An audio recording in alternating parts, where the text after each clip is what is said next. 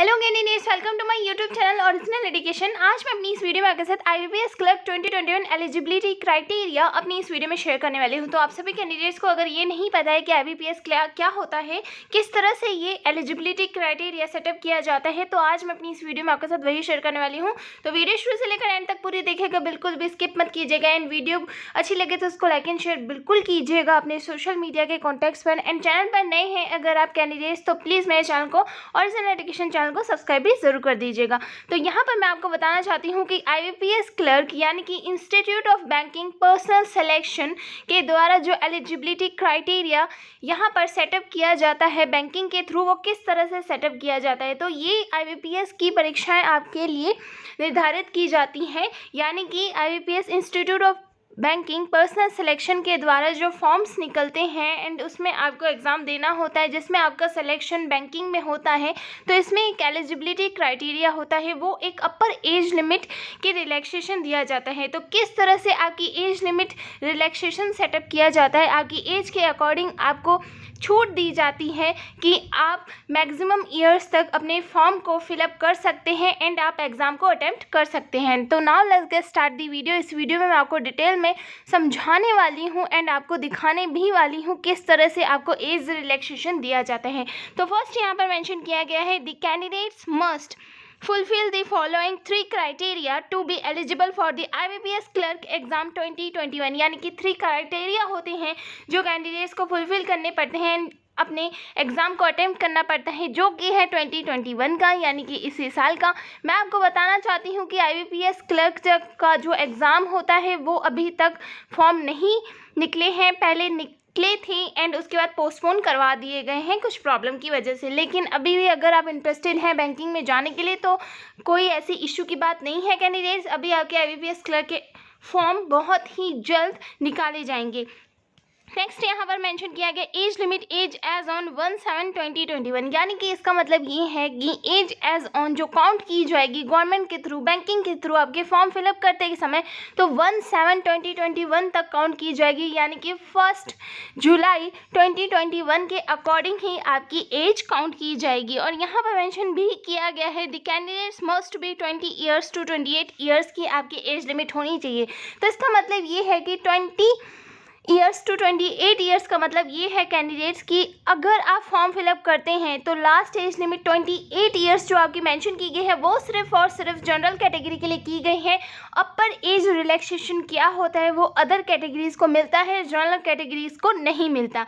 तो यहाँ पर मेंशन किया गया है, a candidates must have been not earlier than 2/7/1993 and not later than 1/7/2001 both dates inclusive, यानी कि ये जो दोनों डेट्स हैं वो इंक्लूसिव की गई हैं। यानी कि जो भी कैंडिडेट्स आईबीपीएस क्लर्क का फॉर्म फिलअप करता है वो चाहे किसी भी कैटेगरी से हो, फिर चाहे वो जनरल कैटेगरी हो, एससी कैटेगरी हो, एसटी कैटेगरी हो, या फिर ओबीसी हो, या फिर पीडब्ल्यूडी हो, तो उनकी एज लिमिट यहाँ पर इस तरह से काउंट की जाती है कि वो 2/7/1993 यानी कि 2 जुलाई 1993 से पहले भी बॉर्न नहीं होना चाहिए एंड 1 जुलाई 2001 से भी बाद में बॉर्न नहीं होना चाहिए। इस डेट्स के बीच में ही बॉर्न होना चाहिए। इसके अकॉर्डिंग ही जनरल कैटेगरी की एज काउंट की जाएगी एंड जो रिलैक्सेशन होता है अदर कैटेगरीज का वो भी इसी डेट्स के अकॉर्डिंग काउंट करके ही आपको दिया जाता है। नेक्स्ट आपको यहाँ पर मेंशन किया गया है रिलैक्सेशन जो कि सिर्फ और सिर्फ अपर एज लिमिट को ही मिलता है, बाकी कैटेगरीज को नहीं मिलता।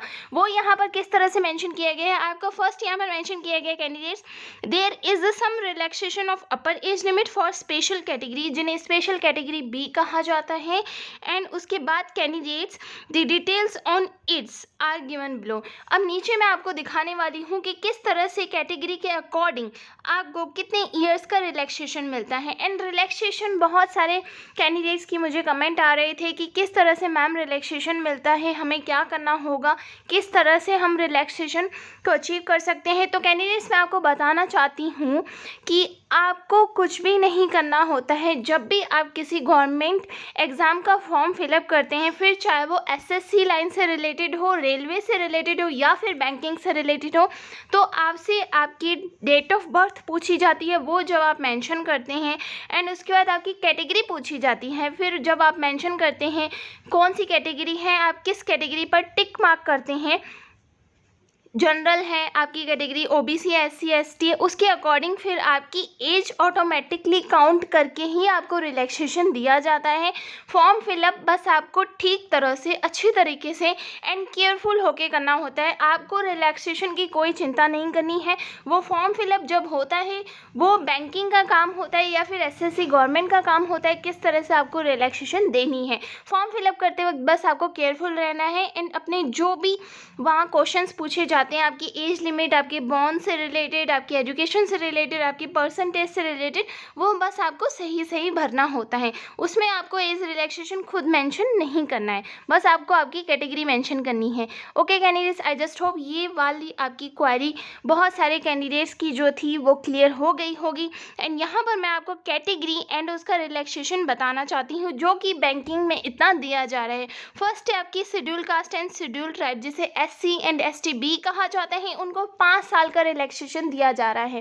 5 साल का रिलैक्सेशन का मेरा मतलब ये है कि 28 साल तक जनरल कैटेगरी के कैंडिडेट्स फॉर्म फिलअप कर सकते हैं। उसके बाद 5 साल extra SC and ST category form fill up करके अपने एग्ज़ाम को अटेम्प्ट करके क्लियर कर सकते हैं एंड अपनी जॉब को हासिल कर सकते हैं। ये मतलब होता है अपर एज लिमिट का रिलैक्सेशन। नेक्स्ट यहाँ पर अदर बैकवर्ड क्लासेस यानी कि नॉन क्रीमी लेयर से 3 इयर्स का रिलैक्सेशन दिया जा रहा है। जो भी कैंडिडेट्स ओबीसी कैटेगरी से बिलोंग करते हैं उनको 3 साल और ज़्यादा एक्स्ट्रा मिलेंगे, यानी कि 28 साल के बाद 3 साल और ज़्यादा एक्स्ट्रा वो अपने एग्ज़ाम को अटैम्प्ट कर सकते हैं, क्लियर हो सकते हैं। पर्सन विद डिसेबिलिटीज़ जो होते हैं उनको 10 इयर्स का दिया जा रहा है। जो पीडब्ल्यूडी कैंडिडेट्स होते हैं यानी कि जो विकलांग होते हैं कैंडिडेट्स, उनको 10 इयर्स का रिलैक्सेशन दिया जाता है।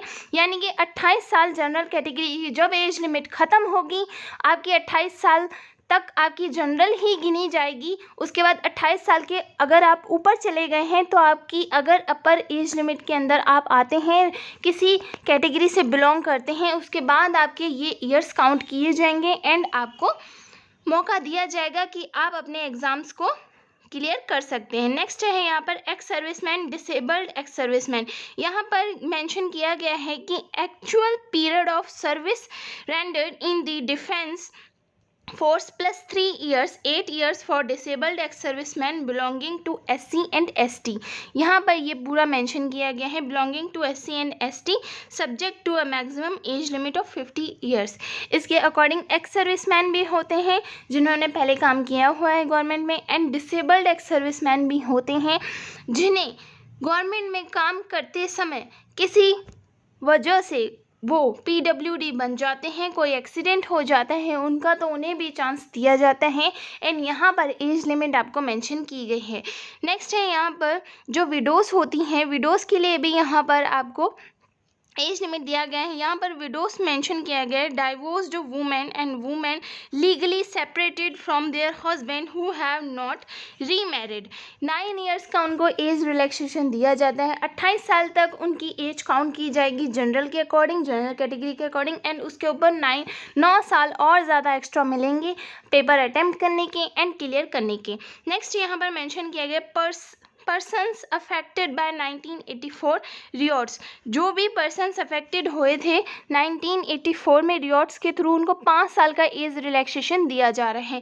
नेक्स्ट यहाँ पर आपको जो मेंशन किया गया है वो है regular employees of the union carbide factory जो होती हैं उसमें भोपाल में, यहाँ पर मेंशन किया गया retrenched from services applicable to Madhya Pradesh state only. यहाँ पर 5 इयर्स का एज रिलैक्सेशन दिया जा रहा है। जो भी मध्य प्रदेश से रिलेटेड होते हैं उनको ही 5 साल का दिया जाएगा। यहाँ पर आपको मध्य प्रदेश यानी एमपी जो है उसका आपको नाम भी दिया गया है।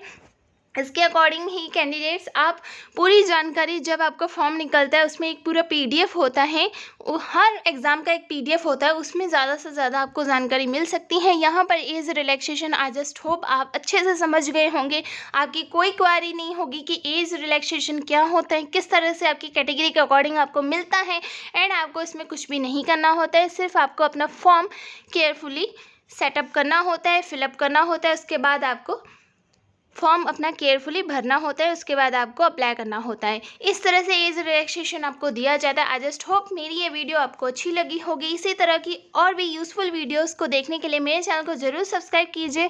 तो मिलते हैं फिर नेक्स्ट यूज़फुल वीडियो में, तब तक के लिए thank you, have a nice day, bye bye.